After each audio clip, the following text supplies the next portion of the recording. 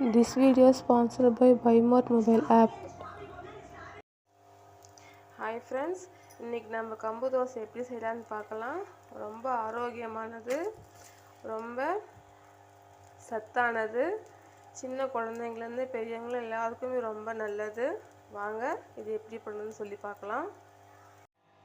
கம்பு தோசை செய்யறதுக்கு நான் இந்த கப்பில் தான் 1 கப் கம்பு எடுத்திருக்கேன். இதே கப்லேயே நம்ம மற்ற பொருட்களையும் அளந்துக்கலாம். இதில் 1 கப் கம்பு எடுத்திருக்கேன்.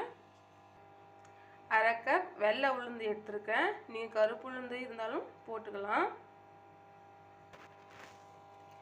அரிசி அரை கப் எடுத்திருக்கேன். இது பச்சை அரிசி தான். வெந்தயம் 1 டீஸ்பூன் போடுறேன். இப்போது இது எல்லா வெந்தயம், கம்பு, அரிசி, உளுத்தம் பருப்பு எல்லாத்தையும் போட்டு நல்லா கழுவி 4-5 வாட்டி அலசி கழுவி ஒரு 4 to 5 மணி நேரம் ஊற வச்சிடலாம். நான் ஊற வச்சுட்டு வந்துடுறேன். பாருங்கள், நான் நல்லா கழுவி சுத்தம் பண்ணி நல்ல தண்ணியை போட்டு ஒரு 4 மணி நேரம் ஊற வைக்க போகிறேன். ஊற வச்சுட்டு காமிக்கிறேன். இப்போது 4 மணி நேரம் நல்லா ஊற வச்சுட்டேன். இப்போ இதை நம்ம தண்ணி வடிகட்டிட்டு மிக்ஸி ஜாரில் போட்டு நைஸாக அரைச்சி எடுத்துகிட்டு வந்துடலாம். இப்போது மிக்ஸி ஜாரில் மாற்றிட்டேன். இப்போது 3 வரமிளகா போட்டுக்கலாம். மாவுக்கு தேவையான உப்பு போட்டு நம்ம அரைச்சிட்டு வந்துடலாம். நான் அரைச்சி எடுத்து வந்துட்டேன். இப்போ இதை நம்ம வேறு பாத்திரத்துக்கு மாற்றிக்கலாம்.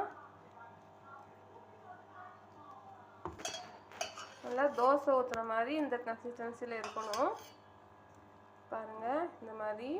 இப்போ நம்ம இதில் தோசை ஊற்றலாம்.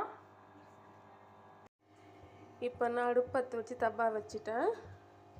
தவா சூடாகட்டும், நம்ம தோசை ஊற்றலாம்.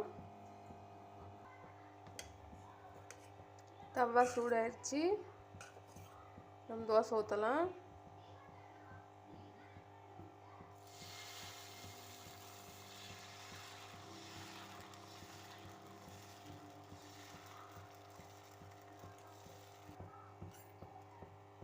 கொஞ்சம் எண்ணெய், உங்களுக்கு நெய் வேணால் நீங்கள் நெய் கூட ஊற்றிக்கலாம். வேகட்டும்.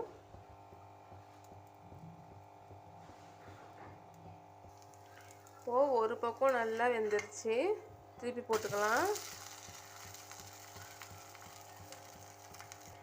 அவ்வளோதான், கம்பு தோசை ரெடி. சட்னியோட சூப்பராக இருக்கும். ட்ரை பண்ணி பாருங்கள். தேங்க்யூ.